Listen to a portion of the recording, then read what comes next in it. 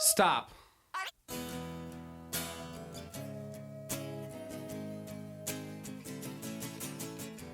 Hey everyone, it's Ivan, KitBadger.com, here today to kind of wrap up my To Build a Fire series and share with you my takeaways. This series was inspired by Jack London's story To Build a Fire. In it, the guy up in the Yukon ends up in a bad way. He needs to light a fire in order to save his life. These days, 2018, pretty much live in a bubble of safety. Whatever we do, someone's always there to catch us. There's always a net, whether it's your cell phone or something else. But lots of people still die. Like, bad things can still happen. You don't have to be way out in the backwoods on a backpacking trip and fall in the water and then a snowstorm blow in. You could simply be in a kind of remote area. Car slides off the road into some water. You're soaked. Your cell phone doesn't work. Maybe it got wet. Maybe you're just in a dead spot. And lighting fire is a legit skill. And it's really easy to convince ourselves that we can do it. Easy to accomplish. And while most of us absolutely can light a fire, when we remove ourselves from like that area of comfort and try and light a fire in bad conditions, albeit controlled, end up learning a lot of stuff. The metric for all my videos I used is a sheet of paper and a 12-inch piece of 2x4 split up. Why'd I use this? Easily replicable. I understand it's not the best metric for trying to start a fire, but it's one that I could easily repeat, and that's why I used it. First thing I tried though were these Coghlan's waterproof matches, and didn't really work out for me. Ultimately, I couldn't get them burning long enough to get my paper lit, because it did get a little damp. And once I couldn't get my paper lit, I obviously couldn't get the wood lit. But every time I review or talk about a product, I'll usually reach out to the company. So I did this with Coghlan's.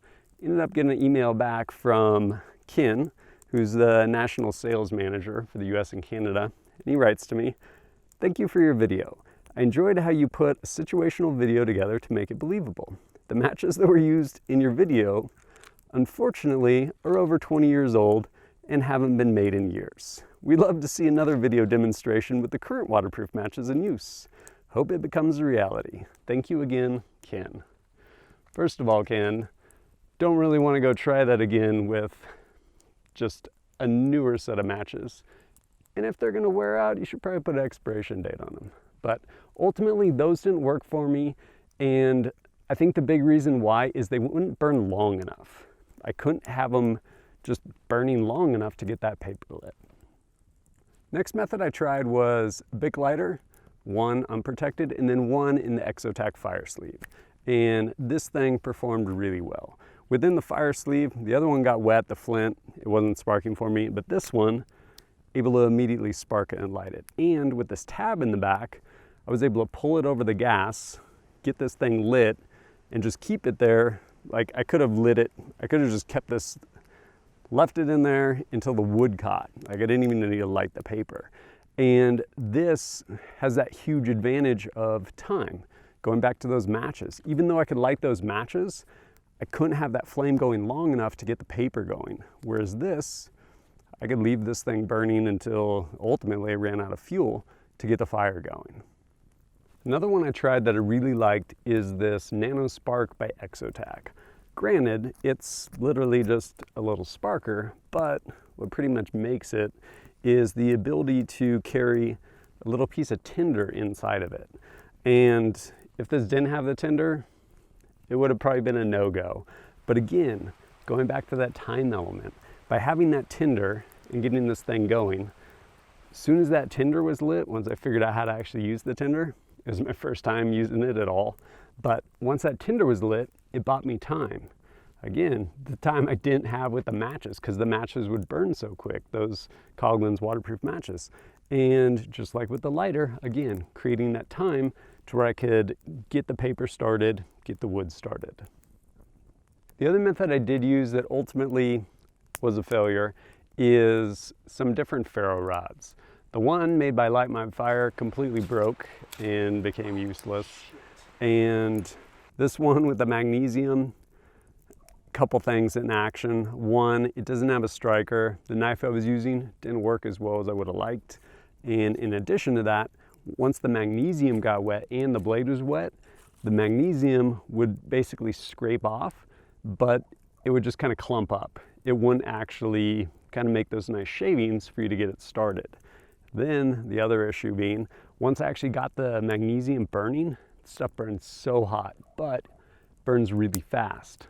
Therein lies the problem. Again, going back to that time element, it would burn so fast that it basically wouldn't be slow enough, I guess, for one, the paper to get going, and me to actually make use of that quick little burn. And then lastly, this guy by Exotac, their polySTRIKER XL. Impressive amount of sparks this thing throws, but I couldn't get it to go. Now, keep in mind, one of the big issues with throwing sparks is you need a lot of surface area. And when I say surface area, like, oh, like a sheet of paper, like, no, like, think cotton ball, like lots of little nooks and crannies for all those sparks to fall into and actually get started. These would probably do much better in a scenario where that was kind of the metric for it, but it wasn't. And consequently, even though I can sit in my kitchen and light fires all day long with paper using all three of these methods, at least when they're not broken, couldn't get it started out there. So not my go-to.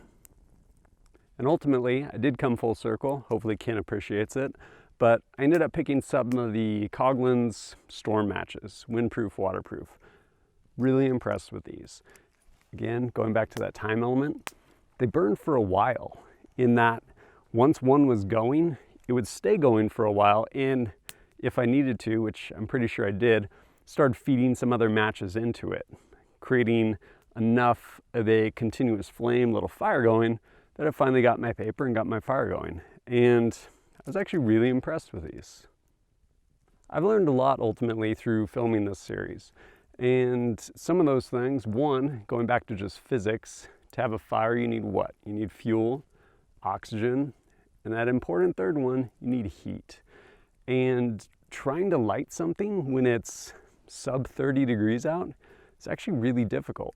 Even if you just go in your backyard and try and light a fire when it's like 25 degrees out versus going in the backyard when it's like 75 degrees out, there's a significant difference in getting your fuel to start burning with that temperature swing right there. So lighting a fire in cold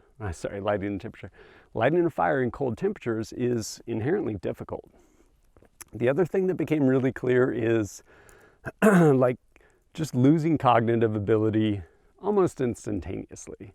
Not to say you just couldn't think, but even though you knew what you should probably do, you would have so much haste because you're trying to balance these things. Coming out of the water, freezing cold, knowing I'm going to continue to lose dexterity in my hands. So should I just stand there and like shake my hands off for like a minute, try and get them dry before I start manipulating the paper? Or what usually happens is I'm like, screw it, I'm freezing, I need to get this started before my hands start losing so much dexterity I can't even manipulate whatever it is. Then going into manipulation, some of those methods are just hard. Like using a ferro rod, that's a fine motor skill. And granted, you can be like, but ultimately it's a fine motor skill, especially if you don't want to just smash your stuff all over the place.